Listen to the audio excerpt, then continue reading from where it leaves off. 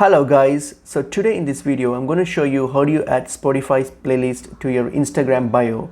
So first let's get the playlist first. So go to your Spotify. So go to your Spotify and choose any playlist that you wish to. So just anything. So just choose that, and then once you choose, what you have to do, we need to copy the link. So click on the three dots here on your playlist. So scroll down and you'll see a share option. So click on share and then click on the copy link here. So now your link is now copied. So what I have to do now is just go to your Instagram.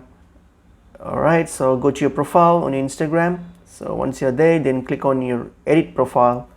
All right, click on edit profile, and here under links, all right, click on link, and then all you have to do is just paste the URL. Paste the URL under, paste the link under the URL. So I'm just going to paste it.